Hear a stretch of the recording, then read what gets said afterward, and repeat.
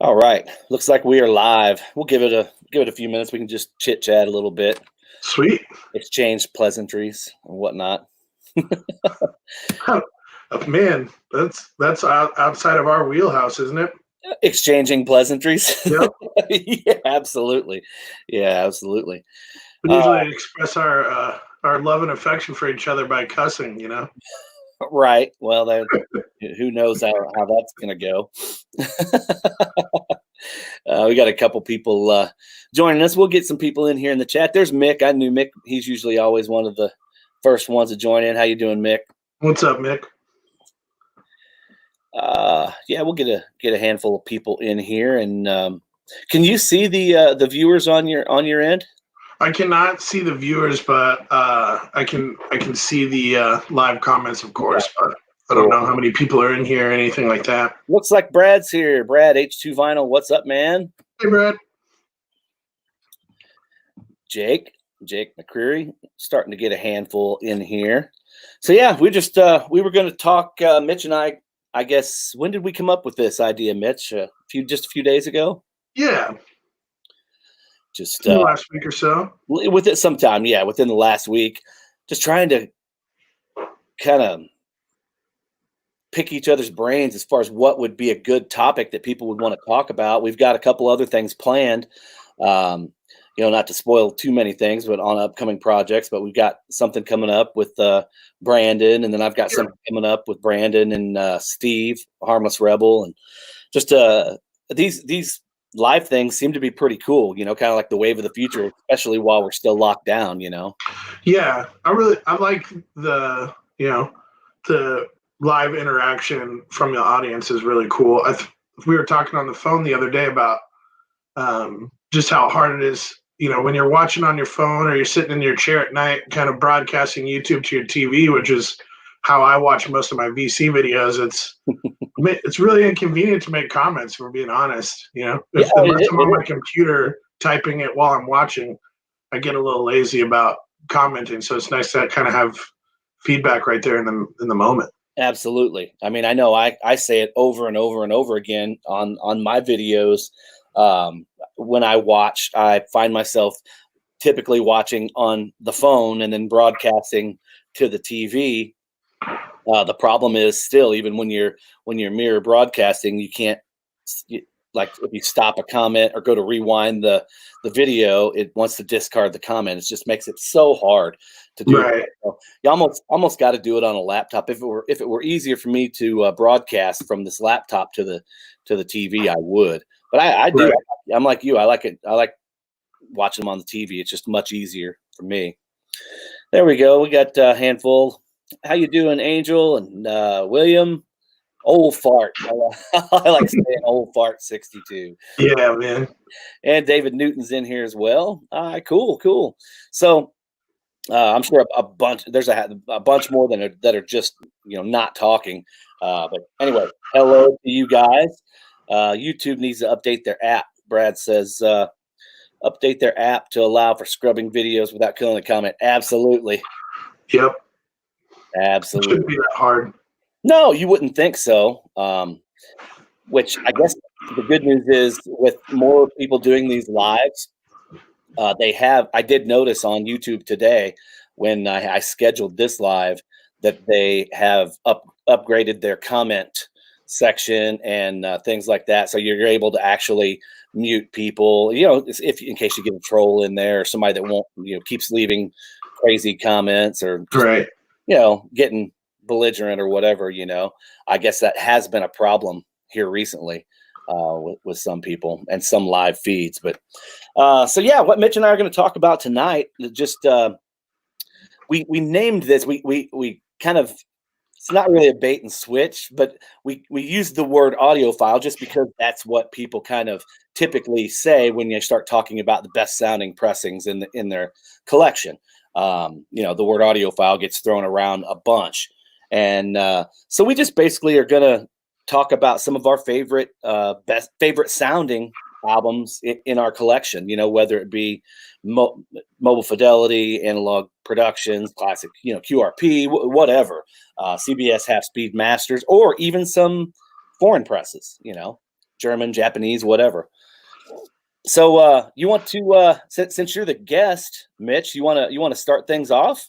Sure. Yeah. Here we go. Drum roll, please.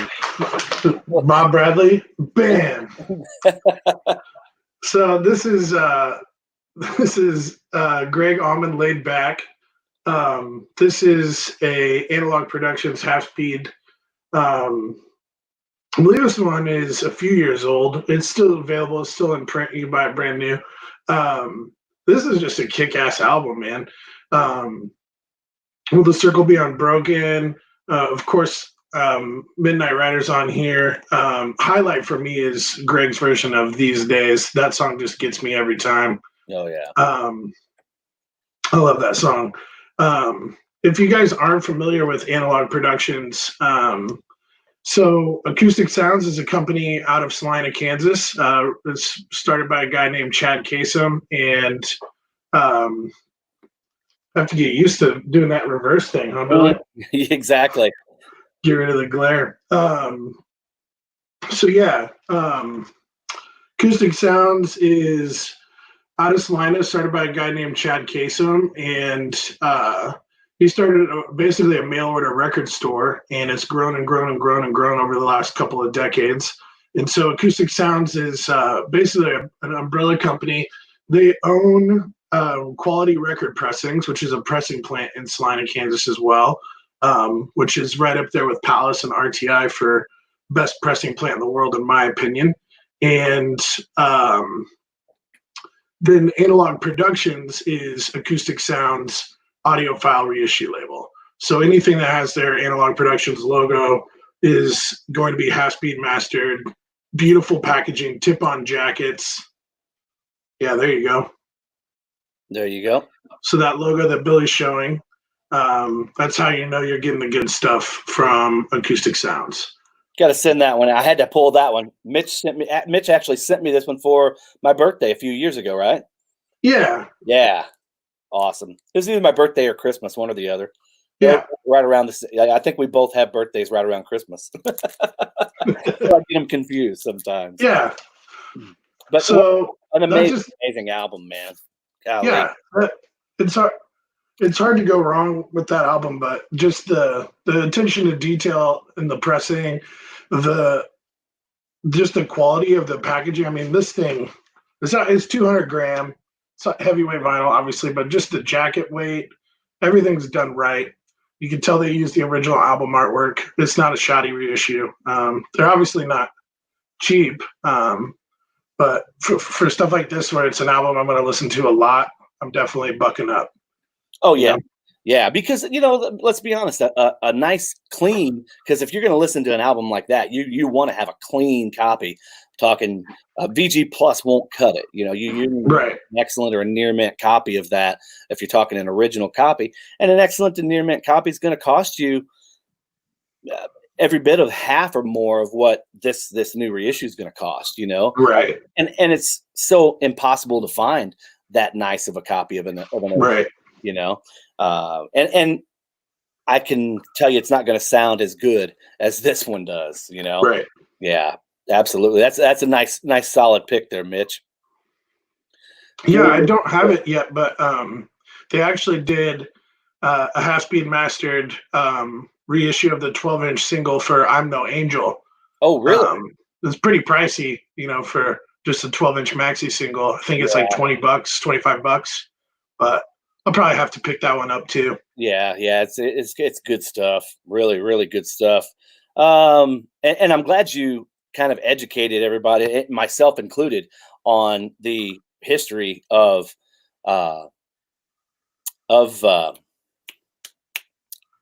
Acoustic Sounds. Acoustic Sounds. Yeah, I was Analog Productions on the mind, but yes, the history of Acoustic Sounds and Chad and the way they do things there in Salina.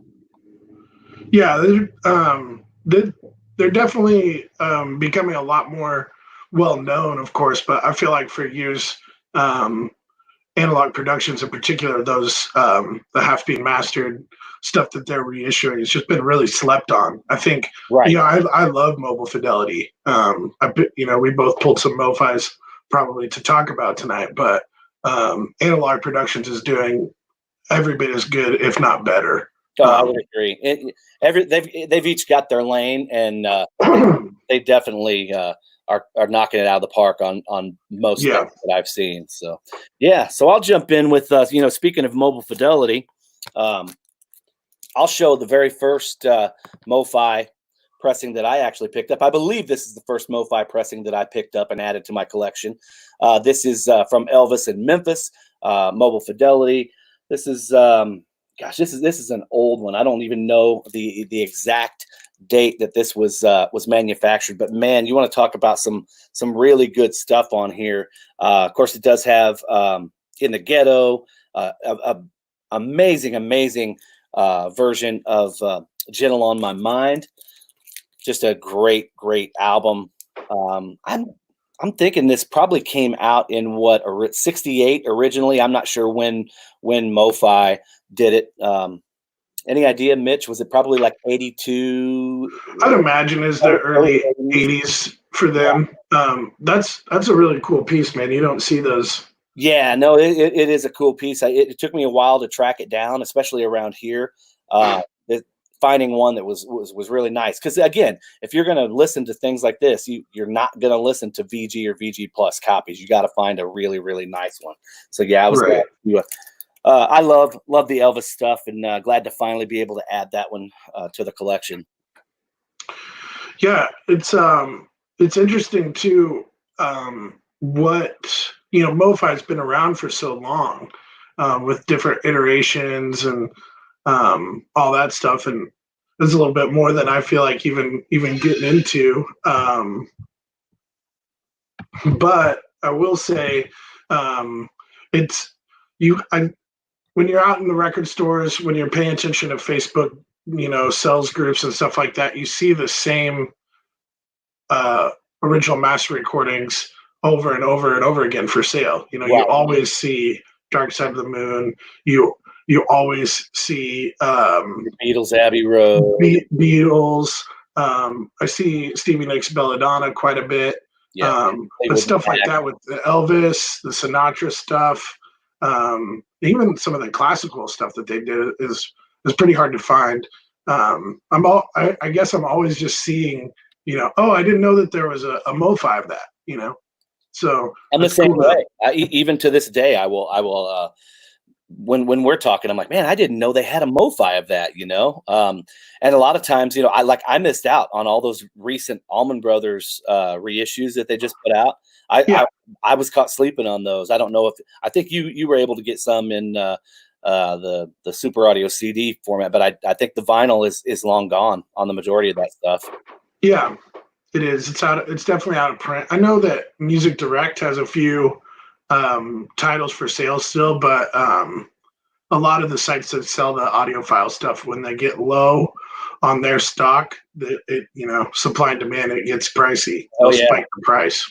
Absolutely. So Angel says his favorite pressings are from MoFi and Music on Vinyl. Funny you mentioned Music on Vinyl. I think we both maybe pulled a couple things. MOV's doing a fantastic job, in my opinion. They're doing a killer job. They are. Especially, I'd say they're the leaders of those late 80s, early 90s things, getting those things out.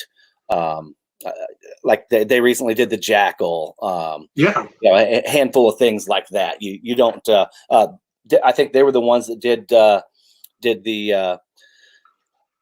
Soundgarden, the Alice in Chains, all that stuff. I think MOV put a lot of that stuff out as well. So yeah, man, they're doing a great job. That's just a good segue, because the next one I pulled. There you go. Is Music on Vinyl. Sorry about the glare, guys. It's kind of hard to get it off of there when everything's mirrored. But yeah, this is a Music on Vinyl reissue of Mad Season. This has got this huge hype sticker. See if I can get it. But yeah, obviously Mad Season's the grunge super group. Music on Vinyl, like you said, Billy, they're doing a killer job. I think for me, Music on Vinyl is pressed at RTI in Germany, and it's a Dutch reissue label. They do a really great job with titles, especially from the 90s. My general rule is if you know that it's a digital recording, if the album was recorded digitally anyway, and you want a really nice, dead quiet, high quality reissue that's going to sound great, music on vinyl is the way to go. So for stuff like this, or I just picked up the like extremely limited press that they did of Candle Boxes, self-titled.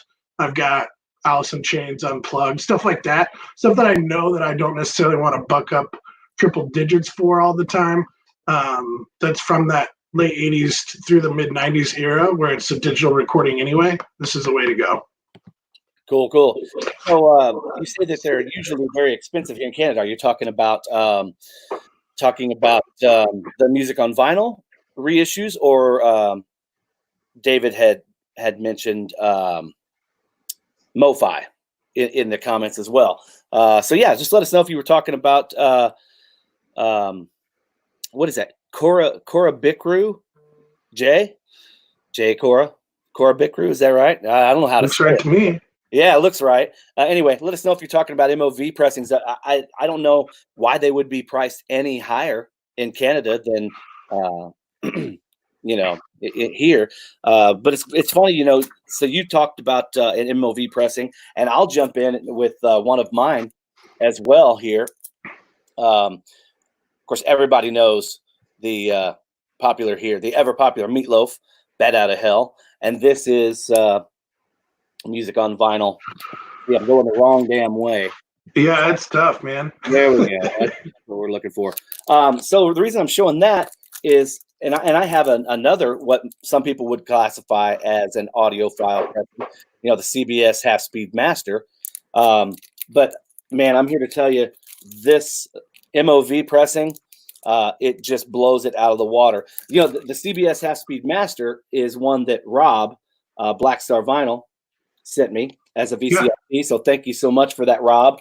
But yeah, man, the MOV pressing is just amazing. And I think it was it was one of those limited. It has a foil stamp here somewhere. There it is. Yeah. 208. So I don't know how limited it was, but it what's the hype sticker on the front say, Billy? So the hype sticker on the front says exclusive limited edition, individually numbered on hellish red vinyl. It's a bright red vinyl. So you can see the sticker on this one is just the black and silver. Okay. So sometimes I've noticed that sometimes that black and silver one, like this one, will say exclusively remastered, which obviously means Music on Vinyl is taking care of the remaster. I've noticed some of the black and silver ones don't say that. Okay. And then they tend to use that really nice gold foil hype sticker for the limited or colored vinyl.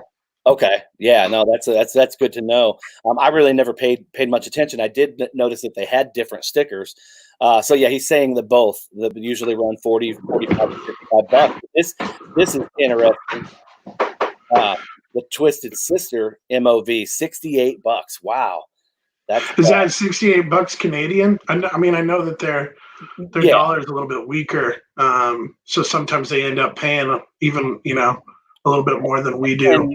And even after up to snuff on the conversion rate, right. today. But I mean, what is the conversion rate? 68 Canadian to US dollars, because I know I just paid $34.99 for the Twisted Sister MOV.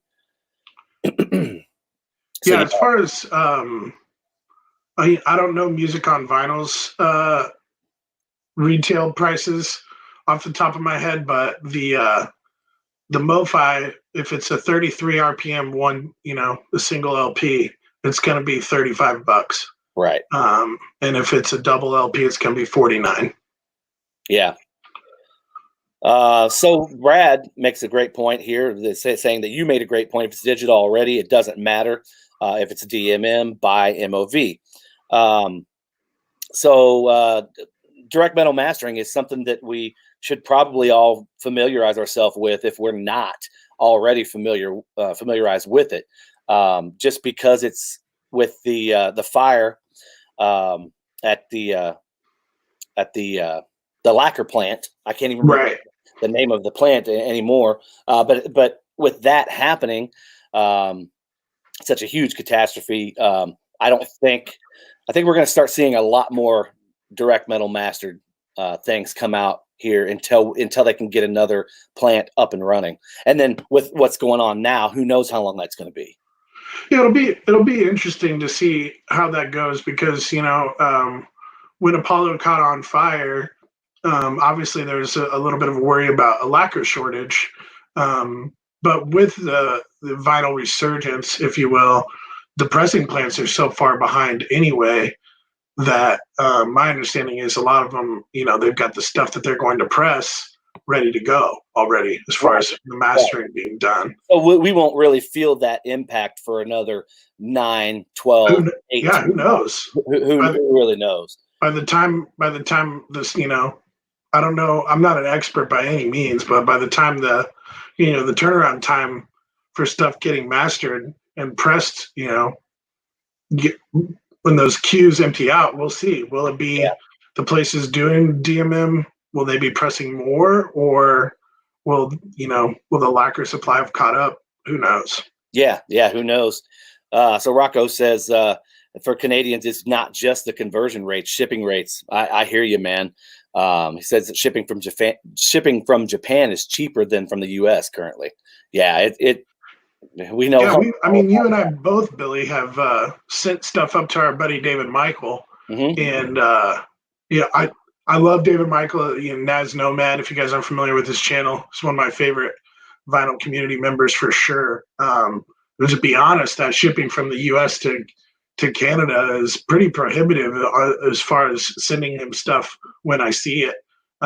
He's a big T-Rex fan and stuff, and so he doesn't have a lot of the U.S. pressings. And if I see a really clean T-Rex pressing in a record store here, it's going to cost me probably just as much or more to ship it to him than it would be to just buy it. So it gets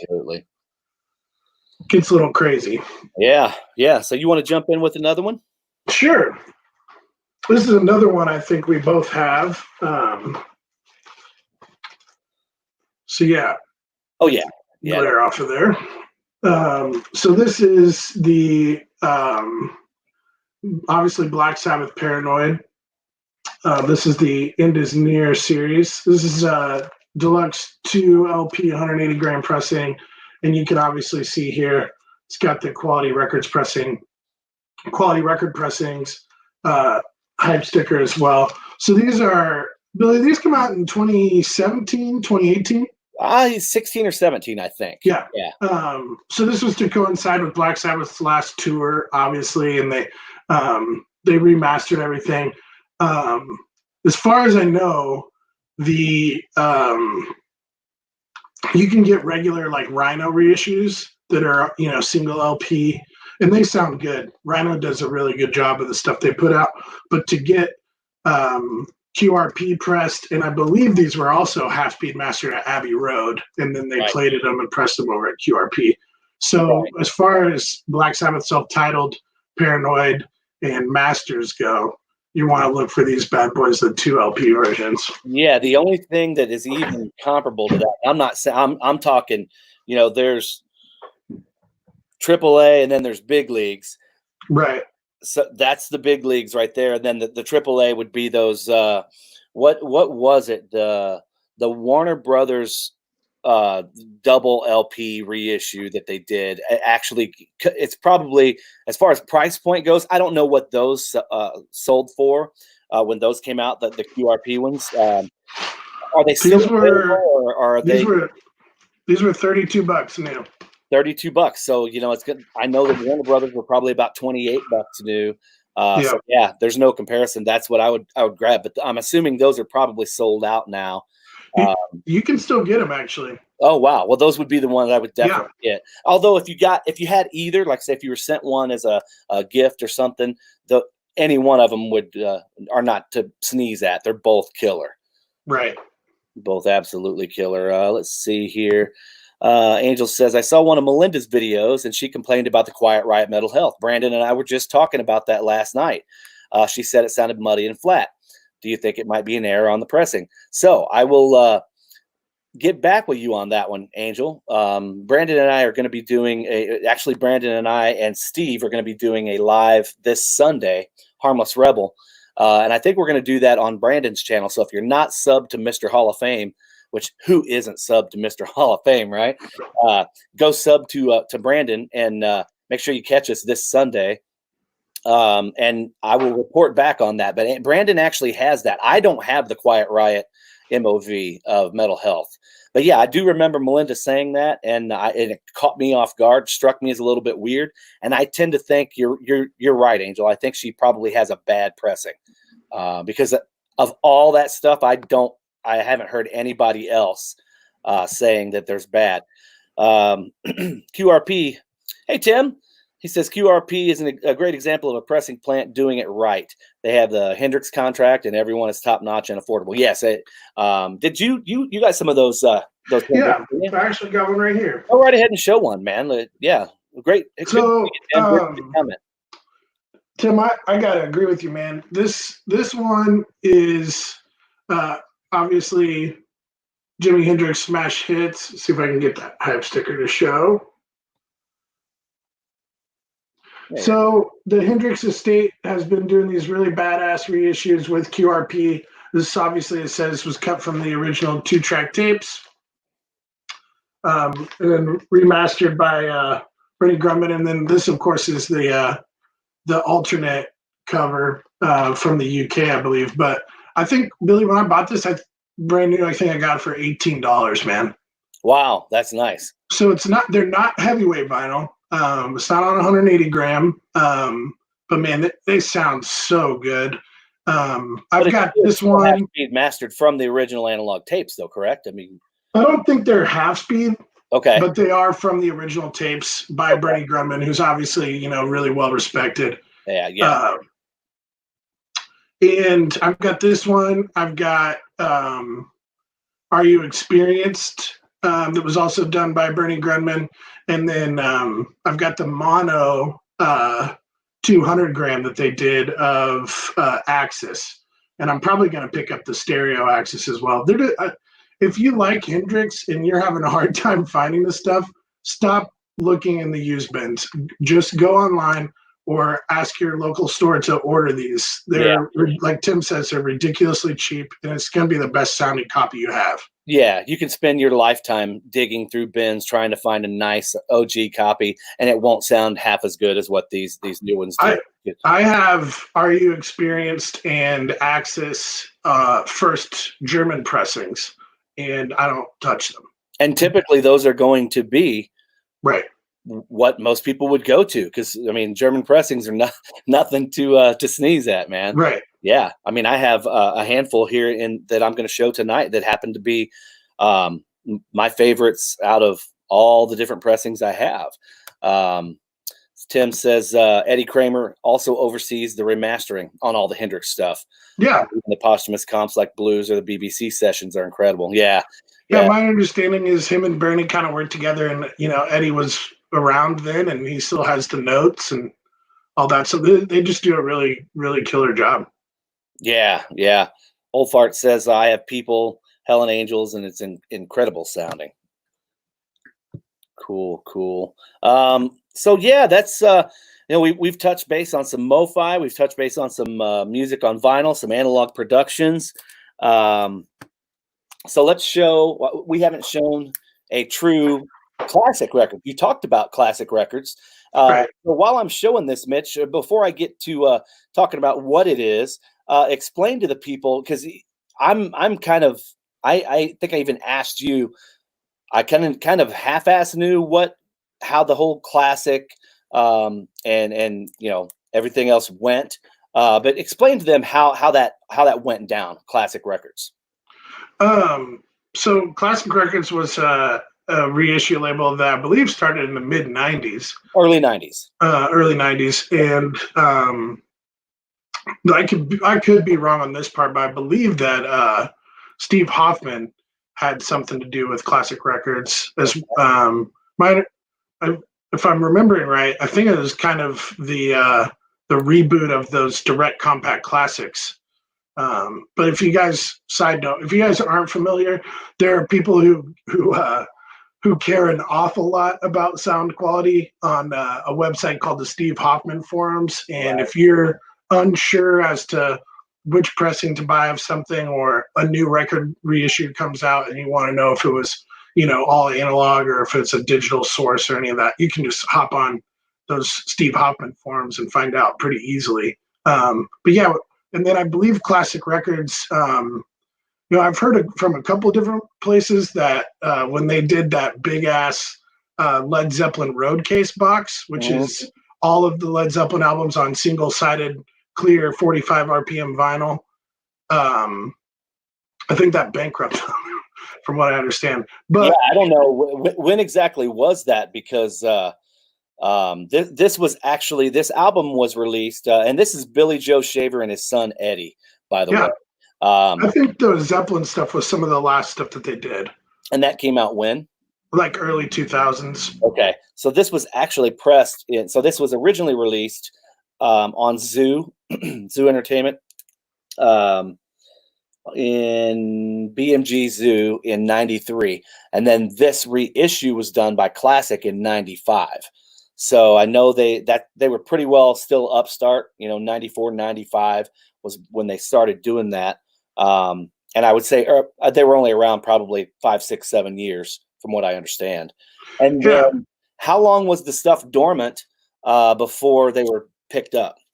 That I'm unsure of, but I do know that Analog Productions, we've been talking about through most of this video so far, did buy their mastering equipment and their backstock.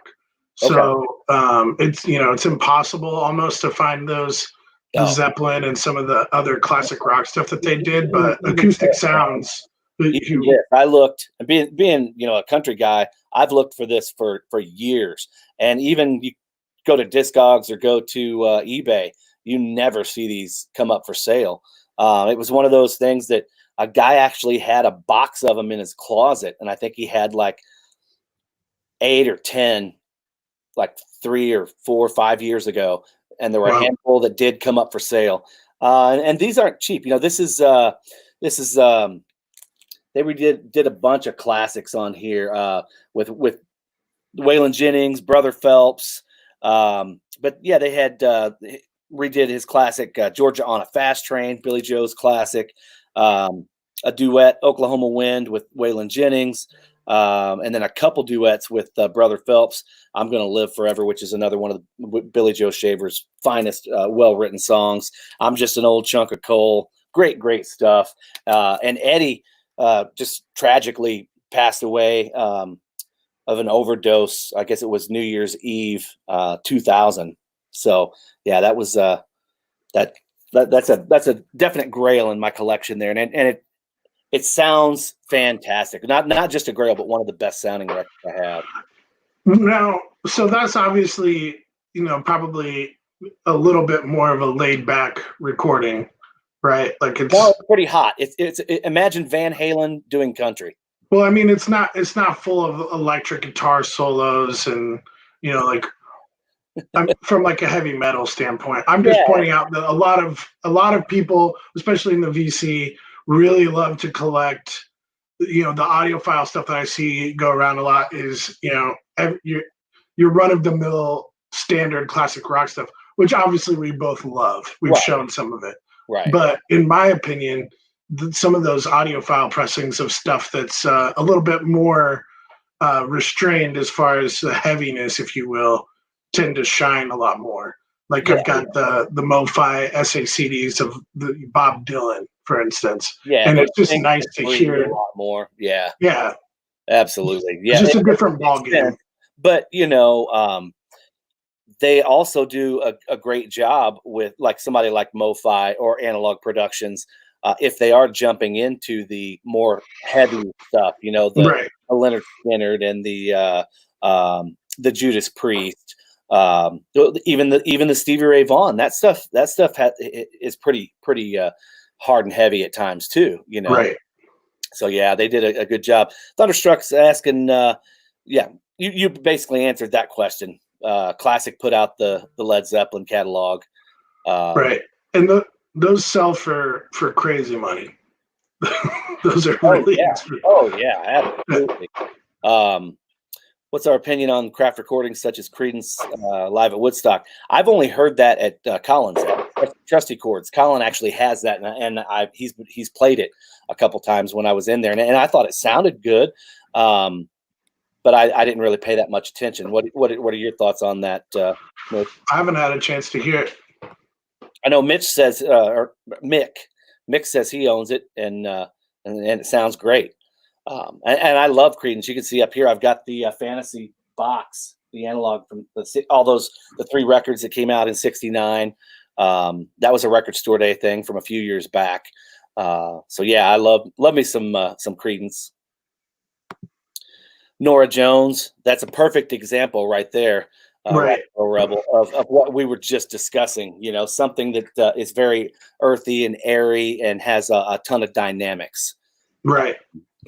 Yeah, good stuff. Speaking of CCR, one of my top grails, top of the want list situations over the last year has been the Analog Production CCR box set. I can't even remember what it's called right now, but I think they did that around 2005, if I remember right. And Okay. It was before I was still collecting, but I wasn't really into quote unquote audiophile stuff, and really not even aware of Analog Productions yet then. But that box set's going to be sitting in here with me eventually.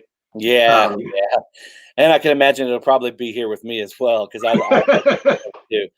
There's Dead Wax 66. Good evening, all. I have Muddy Waters Folk Singer on 200-gram classic records. Sound is unbelievable. One of the best sounding records. Yeah, I totally believe you on that.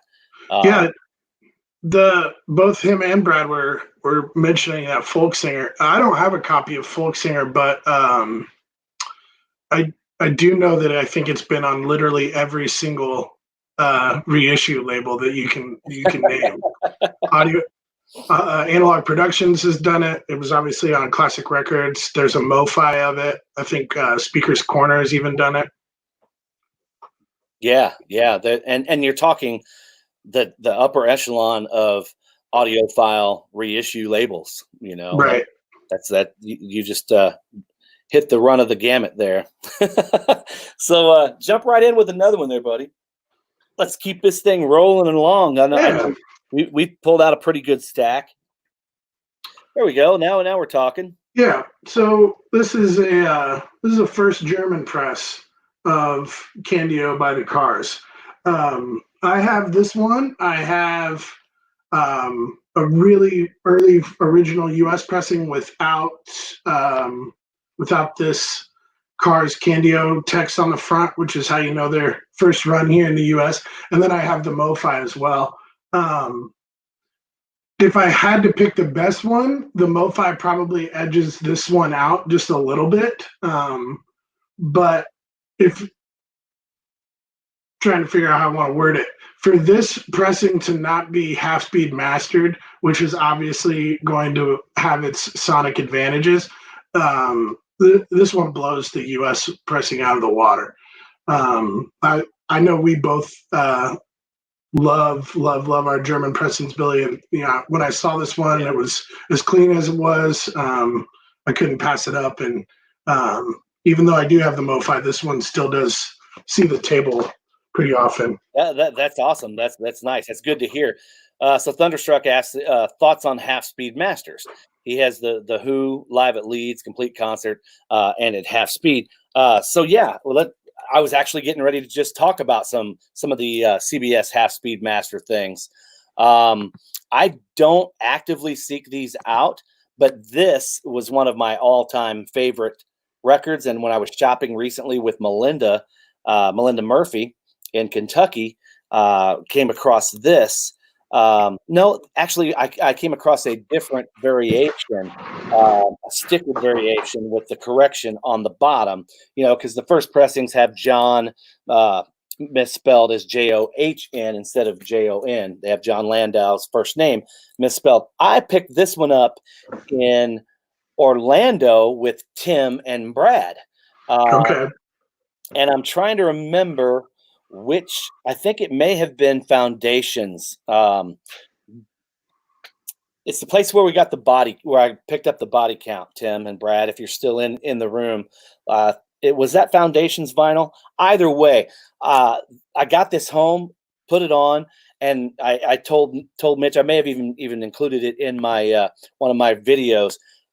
Blown away. And I've got some great recent reissues on this album too, and this is by far the best sounding pressing that I have. So yeah, Thunderstruck, this is a great one. CBS half speed master, fantastic. Love that one. I can't speak on too many others. I do have Mitch sent me Billy Joel's Innocent Man, which it sounds phenomenal compared to the original US pressing. But the only other one that I have in my collection is that Meatloaf that I showed earlier, Bat Out of Hell. And that's not a really good example to talk about because that record, so much information was crammed. Those grooves are so tight, it just doesn't sound good anyway. I don't have any of those CBS half-speed masters. I just haven't really been able to come across any in the wild as far as in any titles that I would be interested in bringing home at least. But my understanding is they're kind of, the CBS half-speed masters are kind of hit and miss. I know that Born to Run that you just showed has a reputation for being the best sounding pressing of that particular album. I've heard, for instance, like the half-speed, CBS half-speed Wish You Were Here. I've heard a lot of complaints about that. Oh, yeah. And my understanding is, CBS saw what MoFi and Nautilus and Sheffield Labs were doing in the late 70s there and decided they were going to do their own, which, there's MCA did the Audiophile series out of that too. You can get some Steely Dan records, for instance, on that. But my understanding is that the CBS half-speed masters are actually digitally transferred before they cut the record. Oh, okay. Which that doesn't necessarily mean it's bad, obviously. No, if it's done right, you're right. So Angel says there's some indie record labels that have awesome pressings. One comes to mind is Inner Knot Records. I'm not familiar with them, but they reissued King Crimson on 200 gram. Yeah. I haven't heard of that either, but if it I know Melinda was actually talking about this in one of her videos earlier this week, but the weight of the vinyl the heavier, the nicer as far as quality is going to go for the most part, because it's going to sit more mated with your platter. It's less likely to warp. But at the end of the day, the same plating pressed into 200 gram vinyl versus your standard 120 to 140 gram. It's going to sound the same. Yeah, absolutely. So I wanted to, I'm going to take the lead on this one here real quick, Mitch. I'm going to throw two out here real quick, just to let people know that we're not here just to hype up all the most expensive, highfalutin, analog productions, MoFi, QRP, all those things, which they're all great, but we can't sleep on the just recent reissues. Right. As long as they're done right, they've taken, they painstakingly went back to the original source, and now actually on this, the Rush, these are direct metal masters that Quality Records did these, correct? Yeah, but see, that's the interesting thing is, QRP, they have the ability to master and plate there. That's what Analog Productions does. Right. But they're not a DMM mastering studio. So that was plated and mastered by somebody else, and then they brought over to Salina to press. Correct. Which, I'm glad you're showing that, because like that Hendrix that I showed a little bit ago, they're both pressed at arguably the best pressing plant in the world, but you're still, that Hendrix record, I think I paid $19 for. What was that, like 25 or something? It's a $20 record, Yeah. And it's the best sounding pressing of this that I have. And I have several different great, even that I paid a lot more for. This is the best sounding pressing. The same thing can be said with the recent Led Zeppelin reissues. They're by all intents and purposes, what, $25 reissues? Right. You can get the higher priced ones with the bonus content on them, but for the most part, you got a $25 reissue that just sounds freaking amazing. Now, I know you're going to show a Led Zeppelin 2 here, right? Did you pull a Led Zeppelin 2 to show? So yeah, I just wanted to show those real quick, guys, because don't sleep on some of the most recent reissues. And I didn't pull any, and I know you probably didn't pull any either, but like the new Pink Floyd reissues, fantastic. I mean, unbelievable sounding. The Kiss reissues from 2014, best pressings out there. So yeah, definitely don't just think that you have to go that quote unquote audiophile pressing road to get great sounding pressings. Yeah, I think there's obviously a lot of hype surrounding, like we just talked about, heavier weight vinyl. The 180 to 200 gram thing is, a pretty big deal now. Obviously, there's going to be some sonic benefits to half-speed mastering. Obviously, there's going to be some sonic benefits to, splitting a record up over two LPs at 45 RPM. Right. But like you just said, Billy, if something is done right, to my ear, at least, I'll speak for myself. The MoFi records, the analog production records that we showed, obviously those are 100% all analog, the full deal. But like those Pink Floyd reissues, which you're right about, my favorite listening copy of Dark Side of the Moon is, the 2014 reissue. Mm-hmm. Those Led Zeppelins, all of those are cut from a digital transfer. But the thing is that they're done correctly from a digital transfer. Same with, we were talking about with music on vinyl. And maybe it's just that I don't have the ear or, the level of system that I need to be able to be picky about that shit in particular. But for me, those, even though they're digital, and that's, I know here in the VC, digital music gets a lot of flack. But the ones that are done right and are pressed well and are quiet and aren't compressed to hell, they're great. And you can get, really classic titles like you just showed for $20. Oh yeah. And so welcome, Michigan Record Club. Hey, Bill, don't think any particular pressing is an automatic slam dunk. Yeah, absolutely agree. But you're right. The one steps are a different beast altogether. And Mitch knows a little bit more about those. I just haven't really. It's something that I've never really even dove into yet. I didn't want. That's a wormhole that I'm not ready to go down yet. That's my feelings on the MoFi one steps and Analog Productions ultra high quality record. They did the Axis Bold as Love about this time last year. With those records being in the $125 range, it's really hard to justify. But you can't deny how those things sell out on the pre-sale and what the secondary market is worth almost immediately. Right. Yeah. There's people buying them, obviously. Right. With the exception, I think MoFi is up to like 7 or 8 now, and QRP Analog Productions is about to do their second one, which is going to be Aqualung. But so that just for easy math, there's been like 10 within the last 2 years of the one-step type process, ultra high quality record pressings, and I kind of feel like I slept on maybe 2 of them. Yeah. A lot of those, like the Bill Evans and stuff, I get it. I know a lot of people really, really love jazz, but it's just not my primary genre, so it's hard for me to justify. So I don't have any of those one steps, but, like Bill said, if you're going to spend that much money on something, and you get that thing out of the box, it better be top notch. So knowing you are both of our connection with Stevie Ray, and knowing how big of a fan you are with Stevie Ray, it kind of surprises me that you don't have that one step Stevie Ray. So we'll answer that. Before we answer that, let's let's go to Old Fart's question here. Now, do you happen to know that if the new what cut did they use? Did they use the hot mix for the new? No. No. I think those might be done by Bernie Grundman, if I remember correctly. I could be wrong on that, but I know that Jimmy was like right there with the remastering process.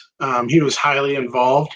But yeah, I think I'm almost 100% sure that the newer Led Zeppelin reissues are from like a 96K 24-bit. 6K 24-bit. I know they sound amazing. I mean, I can put them on. They're quiet when they need to be quiet, and they're freaking. I have a Japanese issue CD from when they started doing those remasters. They were releasing them on like the mini LP style Japanese pressed CDs. Right. I've got just one of them. I just have Led Zeppelin 2 so far, but that thing sounds awesome. Oh yeah, yeah. So Mark, Golden Vinyl Spin, welcome, buddy. So Mark says, I guess this is the new norm. Yeah. Everybody's kind of doing it. So it's like Mitch and I talked last. Was it when did Brandon and I do our live? Was that Sunday night? Yeah, Sunday night. Okay, so Sunday night after Brandon and I went off of a 3-hour and 15-minute live, but it literally seemed like it was an hour, or an hour and a half. And so Mitch and I talked, and Mitch, you made a very good point about this being. Let's be honest. There is something a little bit weird about us putting whether you record it on your computer or put a phone on a tripod and hit record and talk to yourself. This is so much more natural, I think. And I know you had expressed that, this might actually get you a little bit more involved if this was kind of a little bit more the norm than the rule than the exception, right? Right. Yeah. I mean, like the live comments, the live chat, I think that's great. I think having having another party or 2 or 3 on the stream with you to be able to converse is awesome. Yeah, I think, if we're being honest, like you said, a lot of us have VC channels because it's hard to find other record collectors. You go to a record store, people tend to, keep to themselves. You might be able to make friends with the person behind the counter, but they're getting paid to be nice. At least they're hopefully being nice. Yeah, but for me, I came to YouTube to make some connections with people who also loved, music and vinyl records as much as I do. I've been really fortunate enough to make some really stellar friendships. But yeah, for me, it feels really weird to make a show and tell video just to maybe get a few people that are like stoked to see my stuff. It feels a lot better to do it, even though we're miles and miles apart. It feels a lot better to do it live to me. Yeah, and Brad says he's loving the new norm. I've talked to a ton of different people, and they all seem to. I think it's more. I've received much more love on it. That people are much more positive than negative.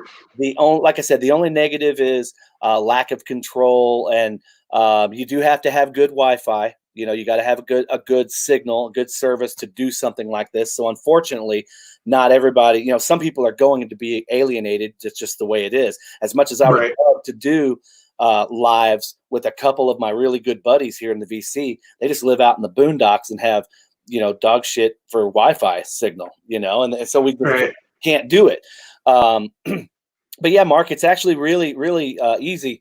Holler at me on Facebook, and I'll walk you through what I learned from Steve.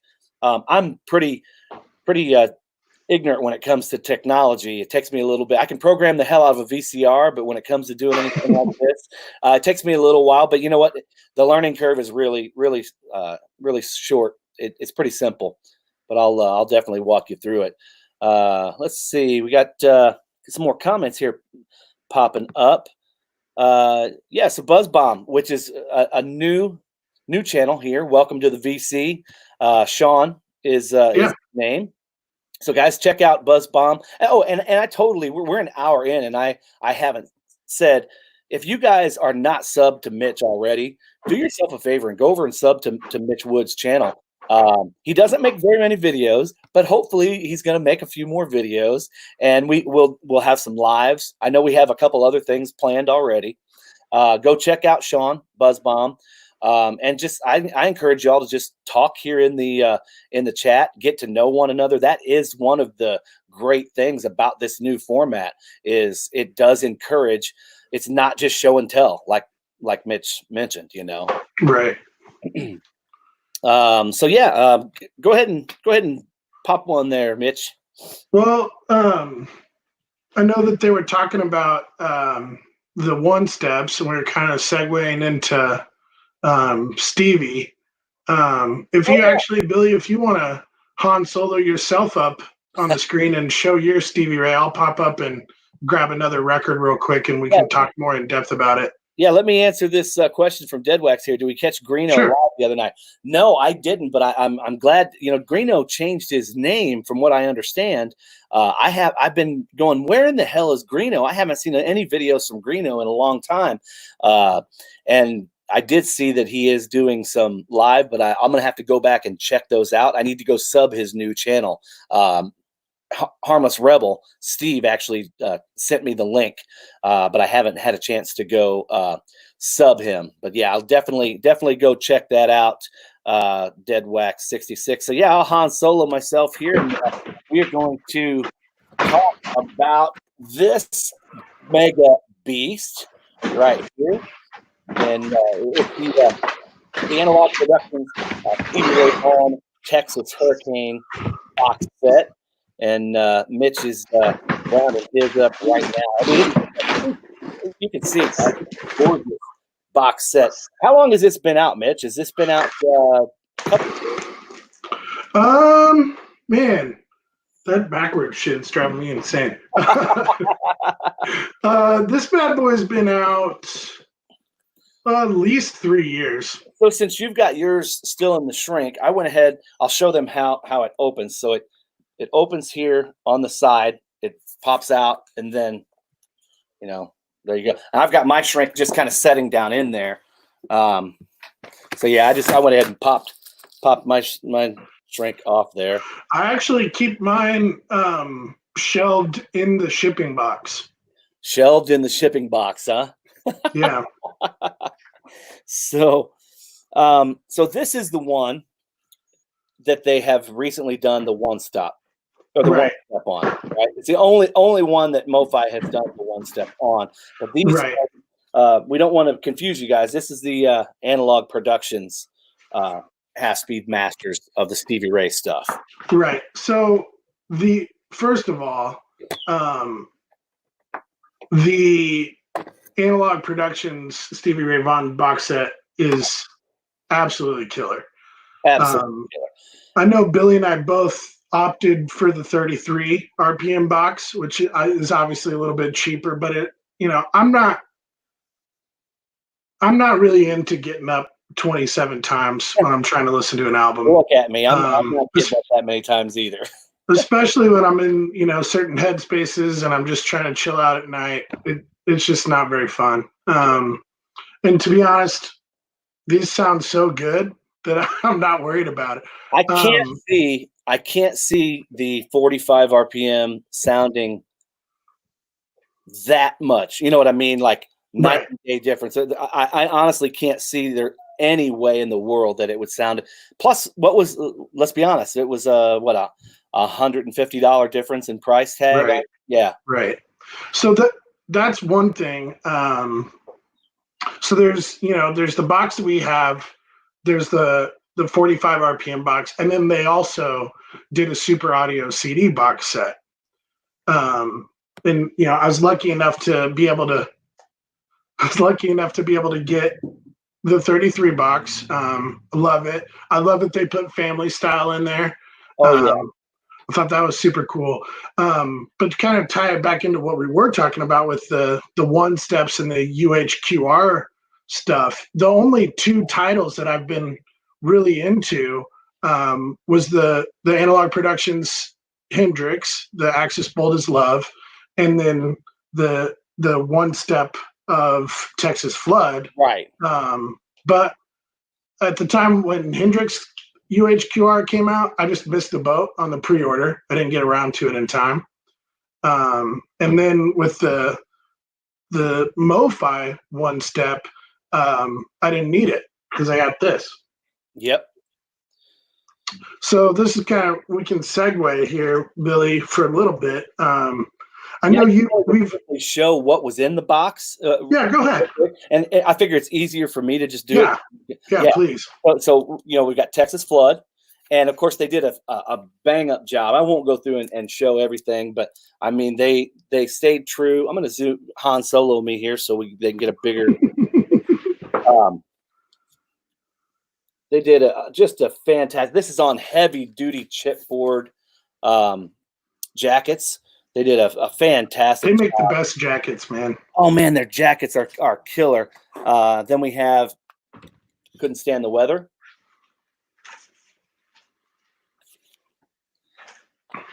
Soul to Soul.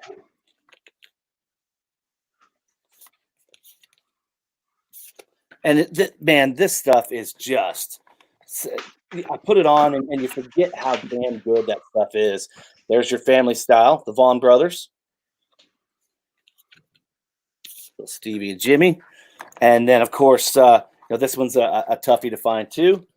In Step. Of course, it was released originally. They're just hard to find. Right. Same with this one. Sky is Crying. Yeah. Good stuff. Everything that's included there, right, Mitch? I mean, you get a booklet and some other just fancy schmancy stuff, but nothing. I honestly haven't even looked through it, the booklet yet, but the albums are stellar. Yeah, that's what it's been interesting because when I got this Analog Productions box, I actually elected to sell all of my Stevie Ray originals. I don't always do that when I get an upgrade copy or an audiophile copy. It depends on the artist. But I was never going to play them again. And the Analog Productions box sounds so good. And I just got stupid money for, I think I had like 3 originals. Billy, I think I had Couldn't Stand the Weather and Texas Flood. And then of course I had a sealed copy of The Sky is Crying, which was honestly probably why I ended up selling all 3 of those originals. Cause I knew as soon as I, had a listening copy of The Sky is Crying, I couldn't pass up selling that for, I think I got $300 out of it. Yeah. Those are ridiculous. Hell, let's be honest. If any SRV OG copy is, if you got a nice one, you're looking at $40. I mean, right. The majority of them are going to be at $30 or $40 easy. And then if you get into Instep and things like the family style, you're looking at $50+. Right. Yeah. So obviously, Analog Productions did the half-speed master reissues of Stevie Ray, but then also we've got MoFi has done them as well, which is really interesting that they both were able to get the rights so close together to each other. But I've got the complete set here on SACD. Billy, I know you're eventually wanting to hop on the SACD train. My plan was to actually do that right after spring training, but thanks, Rona. Decided to take a dump on us, man. But if you could indulge me here for a second, I love Super Audio CDs. Oh, I know. That's why I wasn't really that interested in the Texas Flood one step, is because it's the same master that's on that, $25 SACD. I can't tell the difference. If I've got several copies of a MoFi title on vinyl and then ended up getting the SACD, I can't tell the difference. Yeah. When I AB them, and I don't think I Just like wager you're not going to tell if you don't have a $10,000 setup, right. And I don't know if you'd not even just be that, able to the even ear's then. got to be there too. Right. You've got to have the ear. So yeah, no, I totally understand But what you're saying. that kind of allows us to kind of segue into just audiophile digital stuff. Mm-hmm. You can get SACDs from Analog Productions and MoFi. There's a couple other places that do them as well. I know Universal puts theirs out. So does Sony. But back in the day, you could get these Mobile Fidelity original master recording. These are just regular Redbook CDs. They kind of come in this cool case where they pop out like this. But the disc is gold plated, which I guess is supposed to deal better with disc rot. But I found this used at a chain of kind of comic book store, video rental places around here called Vintage Stock. They had this in their glass case. I was able to get, it was still expensive, but I got quite a bit of a deal on it. The MoFi Gold CDs, they sound awesome, man. What does something like that go for nowadays, Mitch? Typically, if you stumble upon that in a record store, I think I gave 60 for this copy of Appetite. It usually sells for a little bit more than that. And then they used to come with around the spine, they had a J card that slipped over that talked about the mastering process that they use. If you find one with the J card, you're going to pay a lot. Wow. I know I've seen some more in-demand titles like Pink Floyd The Wall, which is obviously, is 2 disc set, so that's going to make it a little bit more expensive anyway. But I've seen that sell for around $300 before. Wow.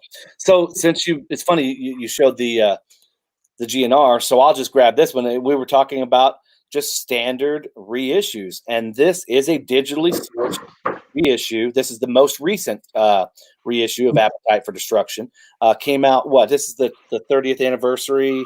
It's 2 years ago, I think. Yeah. So this is a digitally sourced limited edition 2 LP 180 gram audiophile reissue. Of course, it has the foil outer, and then it has the original the original art there. Yeah, on the gatefold, which is really cool. 2 LP. It is kind of weird, though. I will say it's very weird to break it down when you've listened to this album for so long, and you go from Out to Get Me to Mr. Brownstone, but there's a break. You have to flip sides. So right. The first song. I mean, you're so used to hearing Out to Get Me run right into Mr. Brownstone. Right. This is undoubtedly the best sounding vinyl pressing, and it's a $25 reissue. Yeah, that one does sound really, really good. I don't have the vinyl. I opted for the CD, but I have AB'd that master with the MoFi original master recording CD that I just showed, and they're pretty neck and neck, man. Oh, absolutely. Like I said, this is, I've probably got, what I tell you earlier, I think I counted them when I grabbed this. I think I have 9 different first pressings or 9 different pressings of this album. It's one of my all-time favorite albums. Right. And this is the best sounding pressing, although the Japanese original pressing, it comes in a very, very close second. So I did want to mention real quick. So this is another MoFi SACD. Some of them I keep in the shrink, so I wanted to show this because I can open the gatefold a little bit. Most of them come with a booklet. This one didn't. But switching over to one that is still in the shrink, you can see that it does say Super Audio CD, but then it says plays Plays on on all disc players. Right. So you don't need an SACD capable player to enjoy the MoFi or the Analog Productions SACDs. No, it's just because it is there are multiple layers there, and it just Correct. accents and is reading the standard CD Right. layer. Okay. But even though it's not you're not hearing quite as much information as you would on the SACD layer on the regular Red Book, conventional CD. When it, like we've talked about all night, when it comes down to it, the most important aspect is the mastering, and you're still getting the MoFi treatment on those CDs. Right. So, in my opinion, if you really like the title, they're well worth the investment. And then I chromed Craigslist for what we've talked about it for almost a year and a half. Yeah. 2 years of me trying to find a player. Because they're the Blu-ray capable ones are several $100s, but I was lucky enough to find a Denon from the DVD era. There's the top of the line Denon the year it came out. It was like an $850 DVD player, and I got it for $40. Yeah, and was it just because it didn't have the remote or something like that? Most of those aren't going to have the remote. I was being really picky, which is part of the reason it took me so long to find a player. But yeah, this one doesn't have the remote. Luckily, my universal remote works with it. Right. But it was when I looked at the model number and saw that it was the highest end, DVD player that Denon was making for those couple of years, that was worth skipping over the remote for. Oh yeah, yeah. So let me jump in with one of my favorites. This is one of my all-time favorite records here, Skinner's Street Survivors from 1977, and this is just a silver label mobile fidelity. Which, Mitch, I'm going to pull you back up here. I'm going to go out of Han Solo. Tell everybody the difference between the bars. So the mobile fidelity silver label, like Billy has there. Let me grab another one here. If you don't have one ready, I mean, I've got here's one. So there's silvers, there's yellows. Well, basically the silver label series, the bar across the top that says Mobile Fidelity Sound Labs is always silver. Right. The other original master recording banners are somewhat color coordinated to the album art. Right. But the silver label is on conventional 140 gram vinyl. It's the same formula that they use for their other stuff. It's really nice vinyl, but it's lightweight. The jackets aren't quite as heavy duty. And then the main difference is that they can't claim that it is the original source tape. So it could be a second generation, could be a copy. Maybe they weren't able to find the tape or whatever it is, but it's still a half-speed master. And they're still for a record like that, it's still an analog transfer. It just, they can't say that it was from the original master tapes. Right. And you'll notice that like the Judas Priest, those are all silver series. The Skinner stuff is silver series.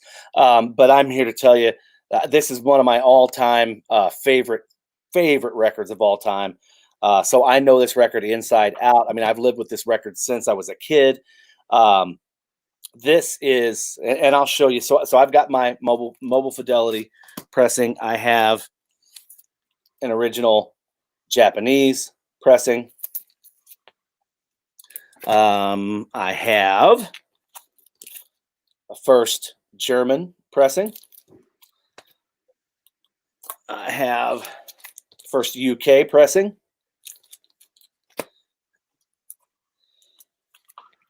This is a first Italian pressing, thanks to Mitch. Mitch actually sent me that one a couple years back, and a first US pressing as well. So I know that record just a little bit, and the MoFi is head and shoulder the best sounding pressing on that particular album. Just great stuff.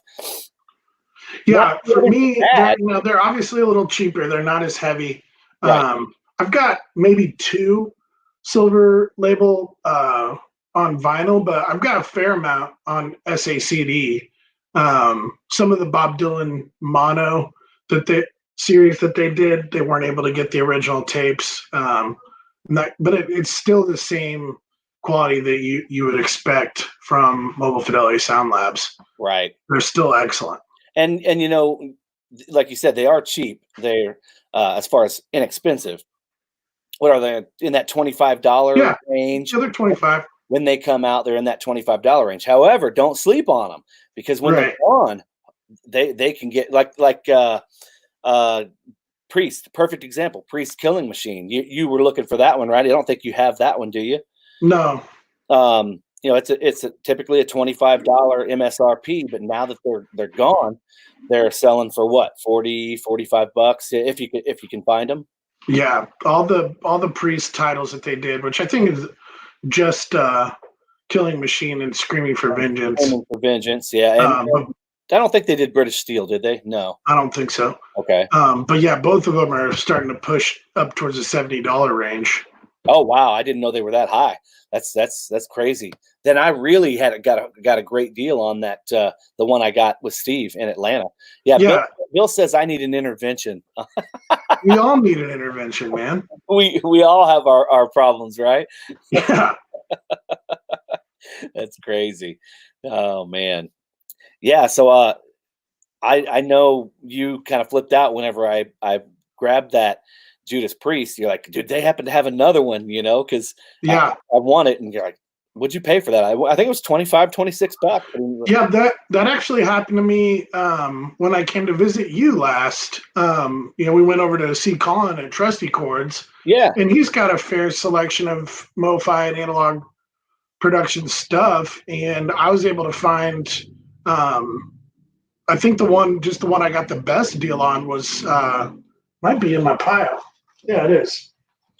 Was it the Raspberries one? Or say what? I'm trying to remember. You got the Raspberry, you got the James Gang, and you got the band, right? Oh, the band. Yeah. Yeah. So I paid $35 for this from Colin, and we came back to your house and cleaned everything, was cataloging everything, and this was already in the $60 range. Wow. So I was just able to, you know, I was lucky that I walked into a local record store that day and nobody had been smart enough to pick it up yet. Yeah. Now that's the one that has Touch of Grey on it, right? Yeah, man. And I really have started to get more and more and more into the Dead over the last year and a half, 2 years. And I can't do live Dead yet. I'm not there. But I think that you know, Working Man's Dead, American Beauty, all that, just masterpieces. I love this album. I've got MoFi In the Dark, MoFi Skull and Roses, and then MoFi SACDs for American Beauty, Working Man's Dead, From Mars Hotel, and Blues for Allah. And MoFi just kills it with stuff like the Dead. Yeah, man, you really have been getting into that the Dead stuff, and if you get into it, you might as well jump into it, especially for the price point that stuff is. If you can find it when it's relatively new and still in circulation, right? Pay up, man, really pay up, and it's not much, honestly. Like we said, if you're gonna get those like the Blues for Allah and any of those, if you're gonna get something that's gonna sound great, you're gonna have to pay up for a nice OG, and it's still not gonna sound as good as these new movies. Right. And like I said, you'll spend not only your life savings, but your time. You know, half your life digging for it. You know, so Mick did say that they have done stained class. Yeah. Okay. They have the 3 then for Priest. And then Bill says he's got an American Beauty, 45 RPM. Yeah, gonna sound great. Well, look who just dropped in. Toodaloo. Madam X in the house. Yeah. Vinyl Guru, got to give you a shout out. The today's hip hop video was unbelievable. However, we have to go to blows because you failed to mention my boy Eazy-E. Yep. Yeah, man. Oh, geez. So, what- did you It's just your show turn.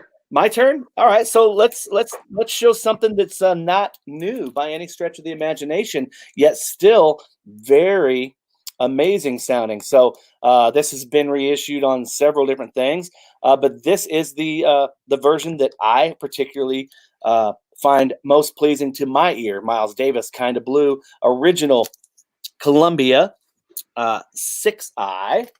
I actually just had it out listening to it today. There's the beautiful 6i first pressing there. Just a fantastic, fantastic album. I don't listen to a whole lot of jazz, but when you're in one of those moods, and I was like, man, I really want to get something a little bit different. I put it on and just enjoyed the hell out of it. And it's so clean, sounds so great. Of course, these aren't cheap. This is a beautiful, beautiful copy I picked up a few years back in a collection. Just a very powerful, highly influential album. Great stuff. Of course, Miles is a legend. So yeah, I wanted to throw something out there that was kind of classic as well. Yeah. Because as long as they're handled well, pressed properly, and taken care of, nice original pressings can sound just as good as any audiophile pressings. Especially from that era, we weren't worried about petroleum, they were taking it seriously. That was the best format that was available to most home consumers at the time. So of course they tried to do their best to make it sound awesome. Right, right. Yeah, well, there was a lot more pride taken in the Exactly. craftsmanship back in the day. It just no doubt. Um, so Vinyl Guru says MoFi murdered all the Miles presses, but they did take care of the Dylan Miles ones. Yeah. You know, Christina, I have almost, I think I'm like 2 or 3 short from completing my MoFi Bob Dylan collection on SACD. And they're just awesome. You can hear all the space in the recording. Um, it just, it kind of does that, especially on like the first 2 or 3. It just feels like Bob's in the room. They're really, really good. Right, right.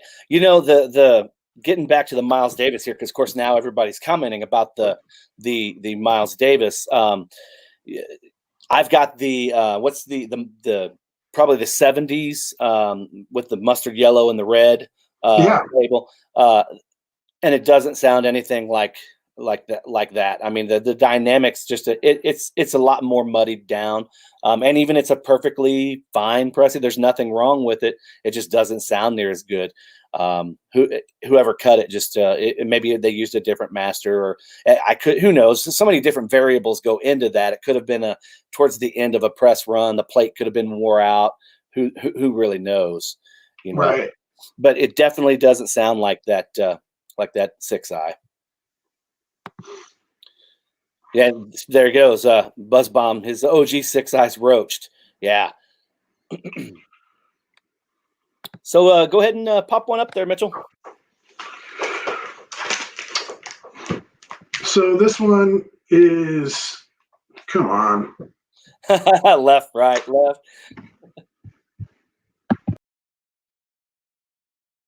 Uh-oh, Mitch left the room.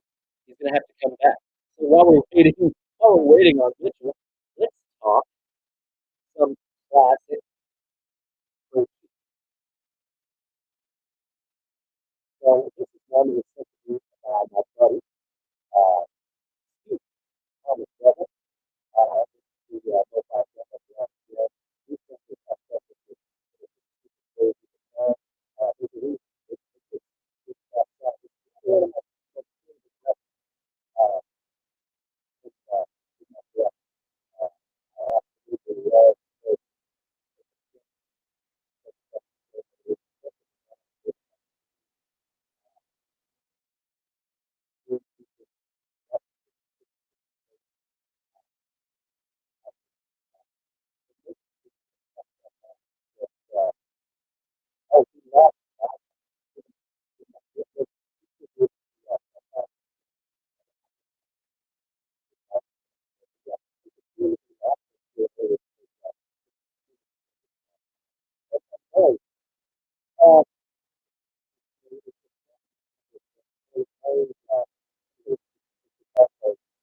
They both passed. Just a terrible, terrible loss. Good stuff. I love that. I have my mom and dad's original copy of "Don't Mess Around with Jim," and of course, it's kind of roached, but I wouldn't trade it for the world. Um, let's see. You can hear good. So the audio is muffled now. Um, is everything okay now? I think maybe something might have happened whenever Mitch lost his signal. Okay, good. We're good now. Um, Perfect. Charlie Brown's teacher. There you go. Well, I'm glad it came back. Um, so good. Well, then let's get back. I'll talk while we're waiting on Mitch to rejoin the feed. Obviously, we all love Jim Croce, and this is my MoFi pressing that my buddy Steve, Harmless Rebel, sent me. So there we go. Love it. Again, like I said, Croce gone way, way, way too soon. 3 albums, I think, is all he had. So yeah, I remember being about 16 years old, and Columbia House had for his 50th, or what would have been his 50th birthday, they put out Jim Croce 50. It was like a 3 or 4 CD, one of those thick box sets. And I ended up getting that and just fell in love all over again. Of course, mom and dad always were playing Croce. Steve is actually, he will be on Sunday night. Myself, Steve, and Brandon, Mr. Hall of Fame. So Harmless Rebel, Mr. Hall of Fame, and me will be doing a live on Sunday evening. So you want to make sure you tune in. It'll be on Brandon's channel over on Mr. Hall of Fame's channel. So yeah, love those dudes. Those guys are great. Ben, hey, welcome, buddy. Great songwriter, Time in a Bottle, challenging to play on guitar. A lot of his shit is hard to play on guitar. Yeah, that's just really, really good. So you see it in Canada, you see Croce in the thrift stores all the time, huh? So look who's back. Look who Technology. it is. Sorry, everybody. What happened, dude? You left me hanging here. My Wi-Fi just decided to drop out. Ah, Should be good now. you want me to? So you showed your Jim Croce? Yeah, I showed the Croce, which I know. I figured that was probably the best time to show it. So Yeah, people that wouldn't see saved me a lot of heartache. Exactly. I know that's high on your want list too. It is, man. I saw a copy for sale the other day. I think I sent it to you. You did. But I it was a little bit pricier than I wanted to pay, and then I actually, I was like, if I don't get it, I'm going to regret it. And so I messaged the seller. It wasn't nice enough anyway. So Okay. lucked out. And you're right. He was asking a pretty penny for that thing. Yeah. I would have thought that for that price, it would have been, You hear that, Billy? It's your favorite sound. I know, right? Sounds like Carol Flynn sliding down. Yeah, I was going to show. There we go. It's like shaving in the mirror, man. This bad boy. So this is obviously Mott the Hoople, all the young dudes. This is the first Japanese pressing. But what makes this particular copy awesome is it's a white label promo. This first of all, this thing is minty. Secondly, it's obviously an early press because it's a white label promo. And then being pressed in Japan when this record came out, which is 72, obviously the US pressings at that time were starting to degrade a little bit as far as using recycled vinyl and stuff like that. And that Japanese promo pressing sounds awesome. It's dead quiet. Like I said, really clean. And that's just a stellar album, in my opinion, as well. So, yeah, I haven't seen them live. So I would like to. Seems like you get to go to like all the shows, though. So Yeah, Have you seen him, Christina? Christina has seen some shows, man. Yeah. Yeah, absolutely. So you'll notice, guys, we're not showing too many Japanese pressings here, simply because we're going to do a whole live on Japanese, and it's going to be Brandon, Mr. Hall of Fame, myself, Mitch, and we may even include Steve. Steve, Harmless Rebel has a phenomenal Japanese collection that he doesn't show very often. But I was at his house right before, no, on my way back through. No, I guess it was on both times. I stopped on the way down and on the way back from spring training, and I was like blown away because Steve shows a lot of stuff on his channel. Yeah. I was like, dude, you never show this. He's like, well, you can only show so much, you know? And I'm like, he's got a Japanese collection that'll blow your socks off, man. Well, he had an unfair advantage, you know. He lived in Japan for, 11 years? Yeah. Yeah, that is just a slight little bit of unfair advantage, right? Yeah. Oh, man. Yeah, she met Lemmy. I'm jealous. We're all jealous of that. All jealous. Old Fart would have loved to see Mott the Hoople with Ian Hunter, Mick Rouse. Yes. So you showed the Mott the Hoople. Let me show something that people might find a little bit interesting, at least for me and my taste. Counting Crows, August and Everything After. I played this for you when you were here, right, Mitch? We actually sat down and listened to this when you were here. Yep. Because I was just floored by how great this sounded.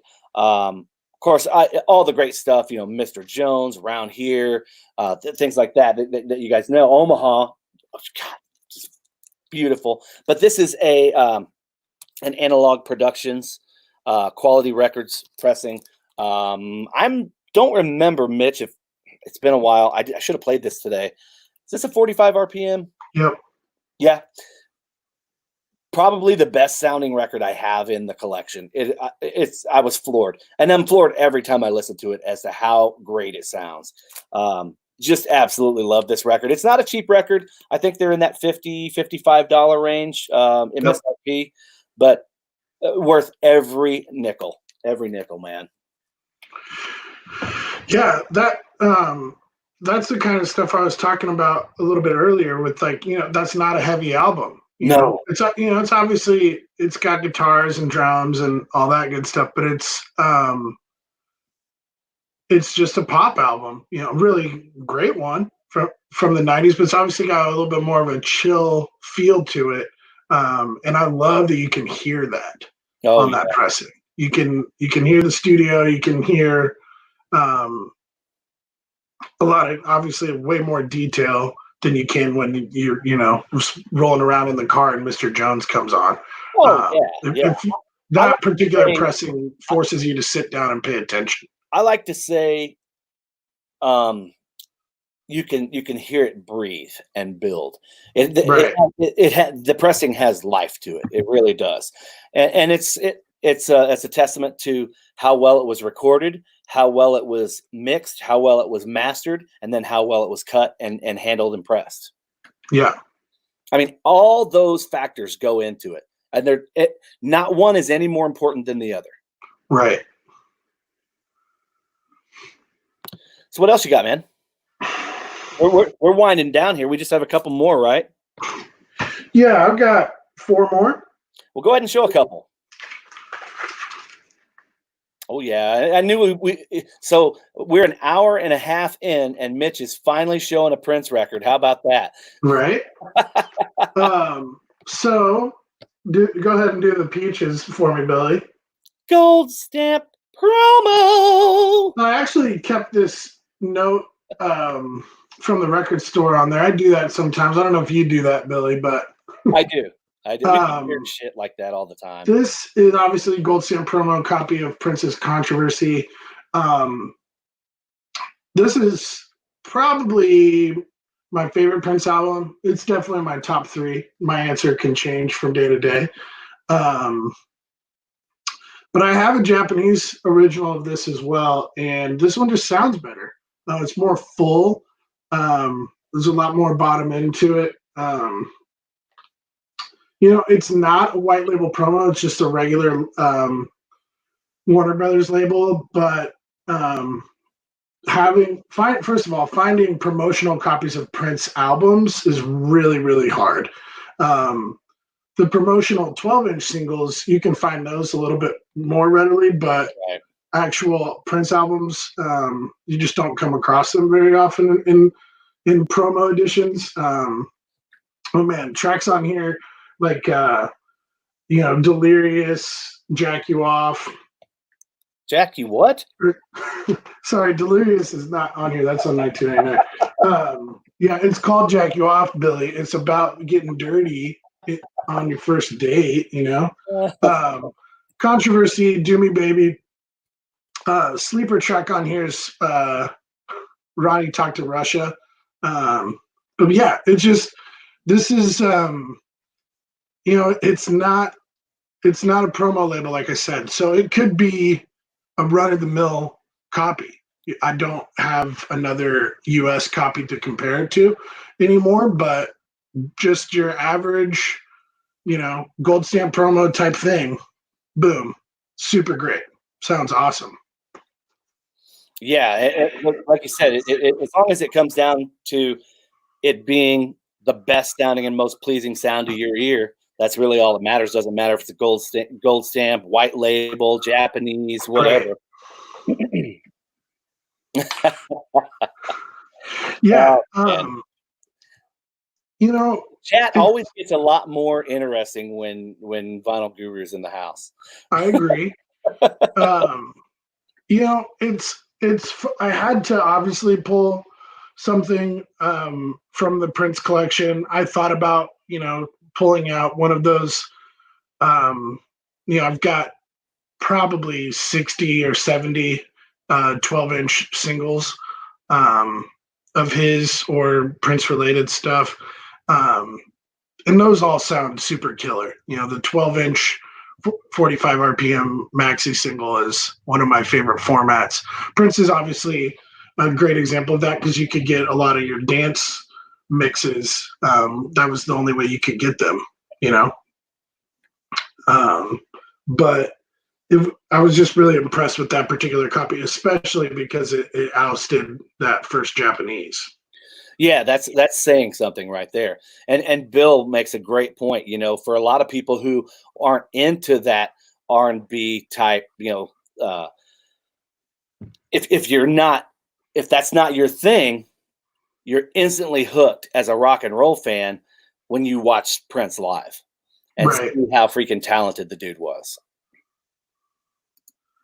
Yeah, I mean, I think a lot of guys that were listening to bands like Whitesnake or Motley Crue when Prince was putting out albums in his golden era just weren't, unfortunately, if I can paint with broad strokes, just probably weren't open-minded enough to really understand the level of musicianship that was happening on especially, the albums where he was doing everything himself. Right.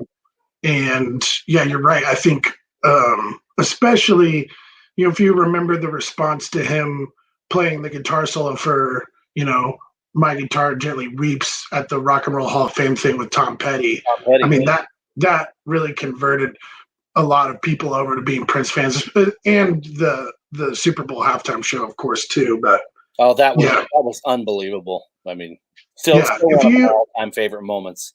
If it was possible for Carlos Santana and Jimi Hendrix to have a baby wearing high heels, that's the closest approximation you can get to Prince as a guitar player. But, without jumping on too much of a Prince tangent, man, I think my favorite instrument to listen to him play is bass. Wow. They're absolutely incredible at bass. Well, Vinyl Guru makes a great point here too, talking about being a DJ.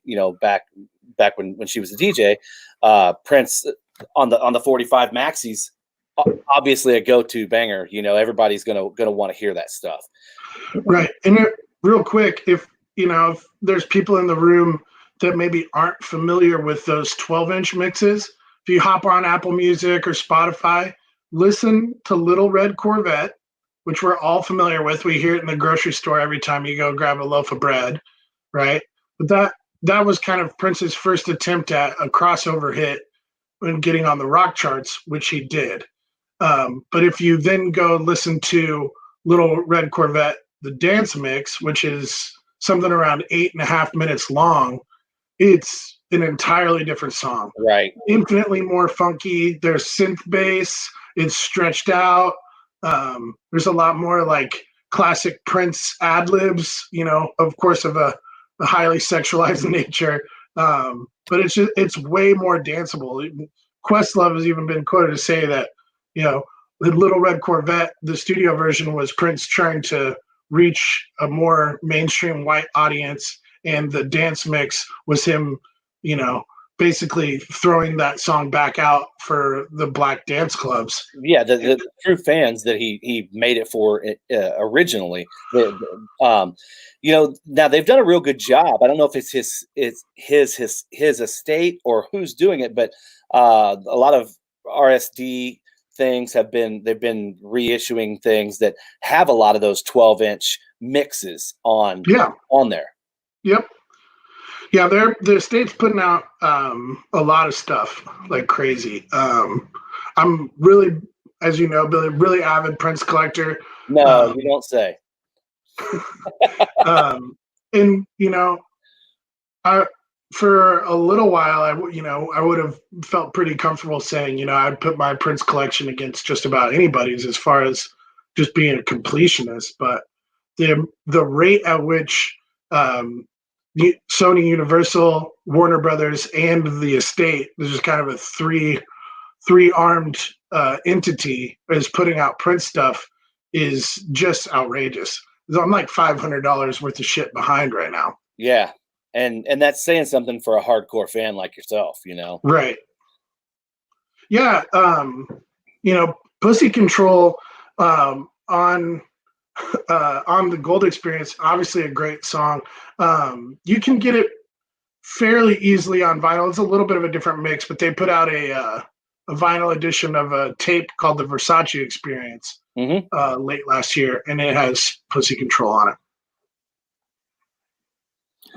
So Warner owns it all, or doesn't Prince's estate still have some of his stuff? Yeah, I think she's probably just referring to exactly how big Warner Brothers is in relative nature to the music industry in general. Right. But yeah, as far as Prince goes, Warner Brothers still has distribution rights to his albums through Diamond and Pearls. And then everything after that, Sony, Universal, BMG bought the distribution rights out to that. And then the reason there's that three-arm situation we're talking about is because the estate has been selecting which unreleased or vault tracks. Vault tracks, right there. Exactly. Exactly. So what else you have left? This should be a staple in any audiophile pressing collection. I was wondering when you were going to show that. Yeah, so this is Beach Boys' Pet Sounds. This is the Mono 33 and the 3rd RPM edition from Analog Productions. Just trying to find the logo. There we go. We all know this album. I'm going to pull a Brandon. There's nothing more I can say about this. Everybody knows it. But he promised me he wasn't going to do that, and we all do that. But, right. Yeah. This pressing is just jaw-dropping, man. It's incredible. I don't know how much more I can say. I don't want to oversell it, but obviously a lot of people hold this album to be sacred. It's obviously has a lot of weight, and it's been a big part of a lot of people's lives. And this is bar none the best way to hear it. And it's also still readily available. I mean, you can still Yep. get that. It's not sold out by any means. You can get that online and at most record stores that handle audiophile pressings. You know, you can order it directly from Analog Productions, right? Yeah, and they have a 45 RPM edition as well, and they have stereo editions in both 33 and 45. Right. The mono is the way to go, if you're asking me. Yeah, yeah. It's the same way with the. I should have actually grabbed the those Beatles monos that I have. You know the what I get Revolver and I don't know. I got 2 or 3 of them, but man, definitely the way to go on those. And they sound great too. It was just when you start picking some of your favorite things to show out of your collection, just some of the best sounding pressings. You know, when you've got so much, you can only show so much. I meant to grab those Foreigner albums. You know, that we talked Yeah. about. I have the first 4 Foreigner records on German pressings, and man, they sound amazing. So speaking of German pressings, I'm going to show these 2, and then let Mitch kind of close things out. 2 amazing rock and roll classics here. Of course, Bad Company, self-titled, Boston, self-titled, both debuts, both excellent, killer. I'm going to pull Mitch up here too, because I know these are two of your favorites as well. Yeah, man. These are my these are first German pressings on these, and just again, these have been reissued, Lord knows how many times, but these are my go-to pressings. They're probably not that expensive. Of course, I haven't. If you guys didn't catch Brandon, Mr. Hall of Fame, if you didn't catch his newest video where he shows his, everybody's doing those top 10 or give me 10 most expensive pressings according to Discogs. Brandon did his with a twist. It was not just most expensive pressings, but the things he was kind of most surprised by, because he's going by entering everything in Discogs, and he's put in, I think he said, like 35 or 3,600 pieces since January, and just blown away. So I haven't checked on these, but I know when I put these in, which was a year and a half ago, they were probably in that $30 to $40 range for a nice VG plus excellent copy. I might be shocked. I don't know what they would go for nowadays. Yeah. That's just it. We finding nice German pressings over here. While it is a little bit more challenging, it's not as challenging as most people think, because so many of our servicemen and women were stationed overseas. Right. That's exactly what I was getting ready to say, especially during that classic rock era. During that time, most definitely. Yeah. So yeah, those I love. I'm very partial to some really good German pressings. Me too, man. I have a ton in my collection. I really love. I love them. As a matter of fact, not to get too show offy here, but this is a nice German pressing of a Skid Row album that you just don't see. Love it. The Subhuman Race. I know if Rob's on here, I know Tim, if he's still on here watching DJ High Noon, probably what does Peaches say? Pert near filled his drawers. Yep. So yeah, I love the German pressings, guys. Yeah, and I don't think either one of us pulled out any Dutch pressings, but those are always really solid as well. I've got that. You have the. We both have a lot of those NIMS SAC things. They are. Yep. They're phenomenal. They sound awesome. So it sounds like your hopper's empty, huh? My hopper's empty, brother. Oh shit. You should have 2 left, right? Yeah, I got 2. The only reason I'm 1 ahead of you is because when you signed off, yeah, that makes sense. So I got a couple of heavy hitters left. Oh yeah, let's see them. So this, of course, is Led Zeppelin 2 on the original master recording, MoFi. I got this for a steal because the jacket is on the lower end of VG plus. Still displays just fine. Near matte wax. Let's just be honest here, Billy. This is not a good recording. It's an average recording. No?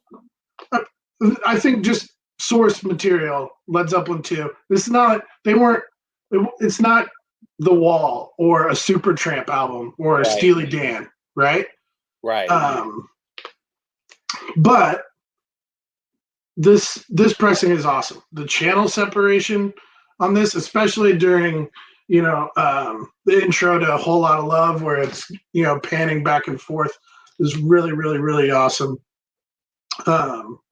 Bring It On Home, when the guitar riff hits, the dynamics between the harmonica going really quiet and the guitar kicking in are awesome. This is one of the most sought after MoFis, as you can imagine. I've seen it sell for between $200 and $300 routinely. Like I said, I was lucky enough to get a really, really good deal on this one. I have not been fortunate enough to hear the Robert Ludwig, Bob Ludwig hot mix yet. And I don't have a Classic Records reissue, but Dylan over at Noble Records is probably the VC's biggest Zeppelin fan. And he has this. He's got Japanese copies, which I know you and I both do as well, Billy. Mm-hmm. The RL press, and then Classic Records. And this one's Dylan's favorite. I was just going to ask what your knowledge is as far as what he thought, what you thought, even compared to the 2014 or the newer reissue that they put out. I know we all don't have the Bob Ludwigs. I actually just got one. Jared just sent me one. Yeah. So in the spots where it's clean, so it's got a little mark on it. It's got a scuff on it. Right. So it does have its pops and ticks. But when on the spots where it's clean, the only difference is it just seems louder to me. It doesn't sound better. It's just you don't have to turn it up, because the brand new one, when I turn that thing up, it's quiet and it kicks ass. Yeah. So I would imagine a near mint RL cut on both sides might be the best sounding press to most people's ears, but there's a reason those things sell for $800, near mint copies of those, Right. Yeah. I'm definitely satisfied with that one. I would love to get a Classic Records collection for Led Zeppelin started, but obviously those are going for several $100s each. Right. So, like I said, stumbled across that one for a really solid deal, and it's a really enjoyable listening experience. So yeah. And then of course, Vinyl Guru is saying that the Japanese Zeppelin 2 is garbage. I completely agree. However, with a little bit of backstory here, there's, as far as I know, there's 4 different pressings of the Japanese Led Zeppelin 2. And the one that I have is the 1976 issue on the red and white label. And you have the same one, correct? And I'm assuming that's the same one that Christina has. It sounds like dog poop. That's the most common. Yeah. As far as Japanese pressings go. And yeah, it's really flat sounding. It's pretty weak. Yeah, I think obviously we're planning on doing a Japanese pressing video with a couple of other people, so we can touch more on that during that video. But Japanese records are cool. I love them. I collect the shit out of them. I got like 170 of them or something now, but they're not always the best sounding. No, I think that's a myth that a lot of people have bought into. It is that they're always going to sound awesome. They're always going to be quiet. Yeah, that's the rule. And they're always going to look the coolest. Yeah, for sure. Aesthetically, I love them. Me too. That's a big part of it, but it's all about mastering, like we've said several times. And sometimes the Japanese nailed it. Sometimes they didn't. Yeah. Yeah, and even what I found, being a huge Skynyrd fan, and just now actively seeking out and building my Skynyrd Japanese collection, the originals aren't necessarily always the way to go on the Skynyrd stuff, because it was that any of that stuff that came out between 73 and 70. you can even go back as far as 69 or 70, all the way to 76, 77. I don't know what was going on, but a lot of that stuff was dull and flat. It didn't live up to what the majority of the Japanese stuff did. But those the VPIs that they were pressed in 77. So those particular pressings are the most sought after because they are the best sounding to most people. Right. So those are the ones that I've slowly been adding, but they're pretty freaking hard to find and a little bit expensive. Yeah. There's a couple of more Zeppelin titles, Japanese wise, that I'll probably end up scooping up, which are those it's the blue OB series with the Led Zeppelin logo on the top, which I think is that 1980 or 82. 80 or 82, yeah. And I know that those are supposed to be like, it's a Japanese remaster, kind of special edition.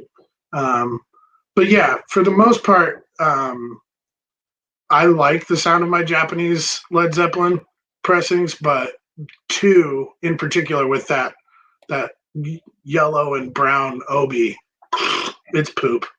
I was looking to see if I had the my Zepp, because some of the Zeppelins that I have, I know they're over on the other side of the room, so I won't worry too much about it. But I think I have one or two of those blue ones, and they do sound better than the other one, especially the one that we have, that 1976 series. Yeah, it's pretty bad. Well, and what's interesting, man, is that's obviously a reissue, right. And a lot of people, especially all vinyl collectors, there's a large contingency of people who are super passionate about original pressings. But I've found that people who collect Japanese pressings in particular are really sticklers about wanting the original issues. But Billy and I both have a large selection of. I'm just actually going to get up and grab one, Billy. All right. What do we have a large collection of? Oh yeah, the heavy metal. So, Japanese Black Sabbath with this 1,800 yen heavy metal OB series, which these come out in 1980. It's got this extra red strip on the OB to let the Japanese know that, hey, Black Sabbath is getting ready to come to Japan. So they, of course, reissued everything to celebrate Sabbath being on their way. These sound kick-ass. I completely agree. They sound killer. And I think a lot of people are taking notice to that. I mean, obviously, if you look at Discogs, it's a great resource and a great tool. This is an $80 record all day long. Oh, absolutely. It's a great tool and a great resource to know which ones sound better. Of course, if you don't just look at the prices, go down and read the notes of what people are saying about particular pressings. Right. Well, I got one more. Go for it, dude. So this is a MoFi, of course, original master recording of Queen's A Night at the Opera. So this is from the middle period of Mobile Fidelity. I believe this one came out in the latter half of the 80s. So they were starting to calm down business-wise, and they weren't as bad about doing the smiley face EQ that some of those earlier era Mobile Fidelity pressings have a reputation for. I've got a first Japanese issue of this. I've got a first US issue of this. I've got the Crown Jewels, remastered CD box set, and I've got original UK issue CDs as well. And this is the way to go. That's the one. So you've had that for quite some time, haven't you? Yeah, it's been maybe year and a half. Year and a half, I was going to say, at least. Yeah. Mm-hmm. Yeah, I remember you going through, and it's a beautiful the thing that takes me on about that record is just how beautiful the cover looks. Yeah, man. It's a masterpiece of a recording too. Um, but yeah, that's pretty much what we wanted to talk to you guys about tonight. Just kind of what some of our best sounding pressings in our collection. I mean, you guys weighed in. You've got some of your own. I mean, what do you think, Mitch? Yeah, it's been really fun kind of just going over what sounds good to us.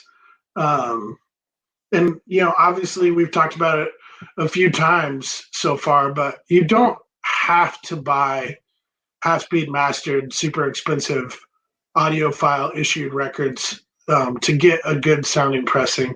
Right. Of course, condition makes a perfect point here. We touched on these earlier, those Rhino reissues of the Sabbath. Yeah, Rhino does a killer job, man. And on a lot of their stuff, it's pretty inexpensive. You go to the record store and they do like the Start Your Ear Off Right or the Rocktober series, a couple of other stuff that they do throughout the year. I know late last year they reissued a lot of Buffalo Springfield stuff, right. And they were all from the original tapes. Yeah, great. In less than $30. Yeah. So Bill, thank you for that as well. I mean, I know you guys add so much to these live feeds. It's one thing for Mitch and I, if we just wanted to talk about records, we'd just FaceTime each other like we do all the time, but we wanted to get you guys involved. You make it so much more interesting and fun to be able to interact with you guys on a real-time level. That's the coolest thing about this. Yeah, Billy, I know that we've both exhausted the records that we decided to pull for this evening, but I did think about how maybe it would be interesting for us to at least chat about some of our favorite mastering engineers, because I think that's always a really handy way for me to know that something's going to sound good to my ear. If I see something was cut by, say, Kevin Gray, yeah, I know that for the most part I've always liked what he does mastering wise, so that particular pressing is probably going to be to my liking. Kevin didn't Kevin do a lot of that Sabbath stuff? Mm-hmm. Yeah. Yeah, and then obviously your Robert Ludwigs and your Bernie Grudmans and things like that. You don't even have to like you said, give it a second look, or a second listen. It's just it's going to be great. Right. Yeah, it's those, like you said, Bernie Grudman. Those not to beat a dead horse, but that Hendrix Estate stuff. They're doing it right, and it's super inexpensive. You can get a brand new sealed copy of Electric Ladyland for cheaper than you're ever going to find a clean used copy for any record store.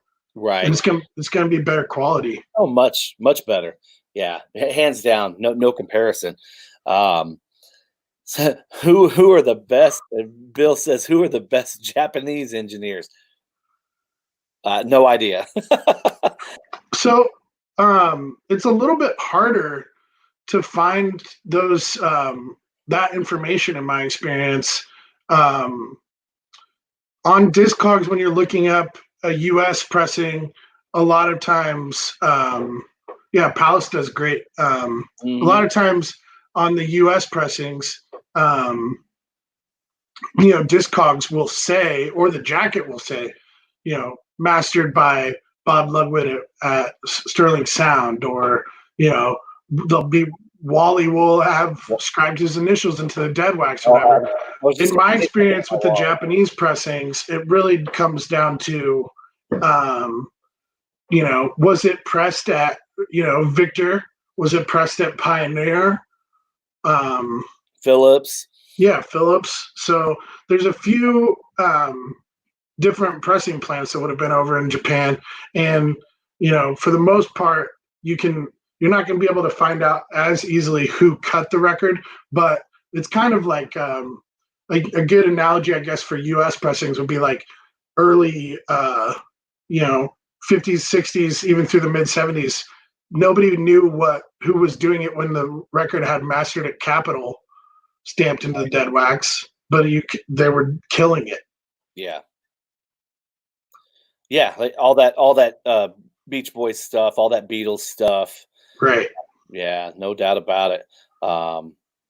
Yeah, and even if you want to get into my era, my genre, the Buck Owen stuff, all that early Buck Owen stuff on Capitol, the Glenn Campbell stuff. Yeah, none of that stuff was tied down or directed at one particular guy. It just said master to Capitol. Right. So, And yeah, we talked about some SACD stuff, but I know we're both have been impressed by some of the remasters, even from the mid 90s. Those we've talked about those Ozzy 22-bit remasters that came out. Those are awesome. I've got some 24-bit anniversary edition stuff from Queensryche. Sounds super killer. So yeah, I think it's, as far as sound quality for me, it's always been important, but mastering engineers matter. And then I know you're a lot more knowledgeable too on producers and recording engineers, which a lot of times those go hand in hand. A lot of producers like to use the same engineer over and over again. But right. Yeah, I mean, like you said, I don't think any one particular part of the spoke is any more important. But if you take one of those spokes out of the tire, it's going to fuck everything up. And when you got it all working properly, there's nothing any better. But yeah, it comes down to the band being, the band or the studio musicians being tight and well rehearsed and at the top of their game. Your audio engineer being great at what they do, getting a nice signal to tape. The producer being on top of his game, and then how well is it mixed? Long after it's been recorded, you got to focus on mixing and then mastering it and then cutting it. There's all those pieces are just as important as any of the rest. Yeah. Well, this has been fun, Mitch. I'm glad, and to think you actually thought you wouldn't have much knowledge to drop on the folks. You schooled me in a lot of ways, basically educated me on a lot of this stuff. I think for what most people would classify as a younger gentleman, I won't call you a youngster, but a younger gentleman in the VC, because the majority of us old codgers are 50 or older. I would think that you have plenty to offer, so I would definitely throw your hat in the ring more often. Well, thank you. Yeah, no thanks necessary. Like I said, we got several other things planned here coming up, guys. Like I said, what is it? This coming Sunday on Mr. Hall of Fame's channel, we'll be doing myself, Brandon, and Steve, Harmless Rebel. We'll be doing a feed, and then the following week, Mitch is going to join us for our Japanese feed. So we got a lot of cool stuff coming up. I want to thank you guys for joining us. Yeah, exactly. Vinyl Guru knows, and that's my only real experience is being a musician, a singer, songwriter, and recording a couple albums. I know it's a tedious process, and everything is important. You can't, if you slack on one side, you're going to kill the whole project. You don't see any diapers yet. Yeah, no depends here, so we're good. Brad, thank you so much for coming in. We got to find a real name for Old Fart because I can't keep continuing to just say Old Fart. You love saying Old Fart. I do love saying the word fart, But yes, thank you, Mick. You guys, it's been awesome, and thank you again, Mitch, for joining me and making this stream interesting. Because in the 5 minutes you were gone, it was pretty awkward. Well, it wasn't as awkward as it was for me just falling off the face of the internet for 5 minutes. So Hey, you got it back. At least I didn't have to re-invite you. Yeah. Yeah. Thank you, Ben. Thank you, man. So, guys, like I said, if you have not done so yet, go over to Mitch's channel, give him a sub. Uh, let's kind of get him back to making some videos. Of course, I haven't made a video in a while, but I love doing these lives. For now, that's kind of the way of the world. But I will probably do some lives because I've got some stuff stacking up over here that I need to get featured. So, as always, guys, thank you for joining us. You guys take care. Hope you're staying safe. Looks like everybody's doing well. Everybody was in great spirits tonight. So thank you for making this stream fun for not only myself, but Mitch as well. Yeah. Thanks, everyone. So guys, we'll see you around next time. Take care.